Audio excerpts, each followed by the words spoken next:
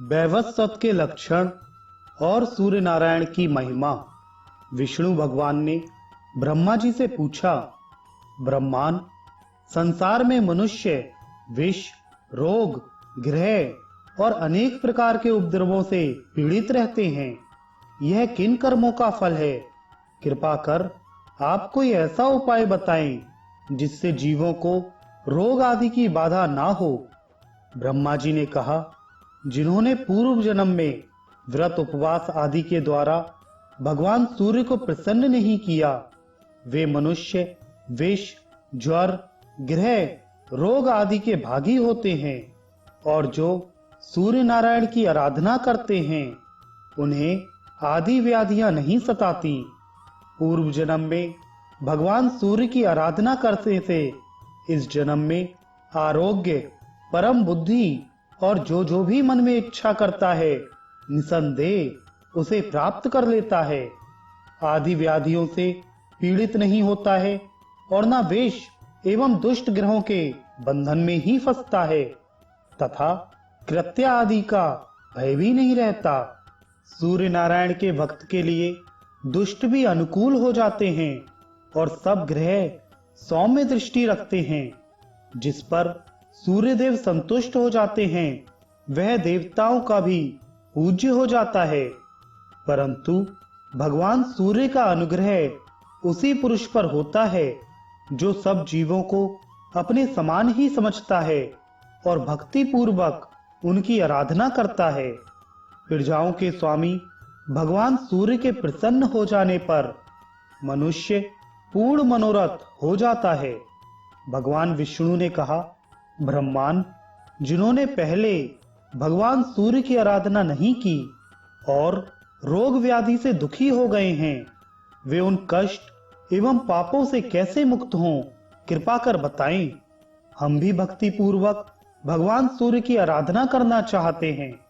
ब्रह्मा जी बोले, भगवान, यदि आप भगवान सूर्य की आराधना करना चाहते हैं तो आप पहले वैवस्वत बने, क्योंकि बिना विधि पूर्वक सौरी दीक्षा के उनकी उपासना पूरी नहीं हो सकती।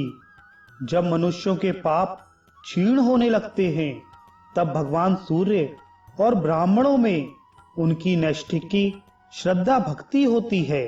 इस संसार चक्र में भ्रमण करते हुए प्राणियों के लिए भगवान सूर्य को प्रसन्न करना एकमात्र कल्याण का निष्कंटक मार्ग है। विष्णु भगवान ने पूछा, ब्रह्मा, वैवस्वतों का क्या लक्षण है और उन्हें क्या करना चाहिए, यह आप बताएं। ब्रह्मा जी बोले, वैवस्वत वही है जो भगवान सूर्य का परम भक्त हो तथा मन, वाणी एवं कर्म से कभी जीव हिंसा ना करे, ब्राह्मण, देवता और भोजक को नित्य प्रणाम करे, दूसरे के धन का हरण ना करे, सभी देवताओं एवं संसार को भगवान सूर्य के ही स्वरूप समझे और उनसे अपने को अभिन्न समझे। देवता, मनुष्य, पशु पक्षी, पिपीलिका, वृक्ष, पाषाण, काष्ठ, भूमि, जल, आकाश तथा दिशा सर्वत्र भगवान सूर्य को व्याप्त समझे। साथ ही स्वयं को भी सूर्य से भिन्न ना समझे। जो किसी भी प्राणी में दुष्ट भाव नहीं रखता, वही वैवस्वत सूर्य उपासक है। जो पुरुष आसक्ति रहित होकर निष्काम भाव से भक्ति पूर्वक भगवान सूर्य के निमित्त क्रियाएं करता है, वह वैवस्वत कहलाता है। जिसका ना तो कोई शत्रु हो और ना कोई मित्र हो तथा ना उसमें भेद बुद्धि हो, सबको बराबर देखता हो, ऐसा पुरुष वैवस्वत कहलाता है। जिस उत्तम गति को वैवस्वत पुरुष प्राप्त करता है, वह योगी और बड़े बड़े तपस्वियों के लिए भी दुर्लभ है। जो सभी प्रकार से भगवान सूर्य का दृढ़ भक्त है, वह धन्य है। भक्ति पूर्वक आराधना करने से ही सूर्य भगवान का अनुग्रह प्राप्त होता है।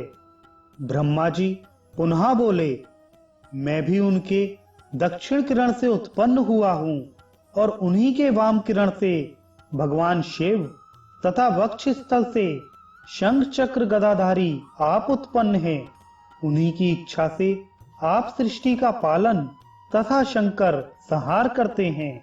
इसी प्रकार रुद्र, इंद्र, चंद्र, वरुण, वायु, अग्नि आदि सभी देवता सूर्य देव से ही प्रादुर्भूत हुए हैं और उनकी आज्ञा के अनुसार अपने अपने कर्मों में प्रवृत्त हो रहे हैं। इसलिए भगवान आप भी सूर्य भगवान की आराधना करें, इससे सभी मनोरथ पूर्ण होंगे। पितामह ब्रह्मा जी एवं विष्णु भगवान के इस संवाद को जो भक्ति पूर्वक श्रवण करता है वह मनोवांछित फलों को प्राप्त कर अंत में स्वर्ण के विमान में बैठकर सूर्यलोक को जाता है।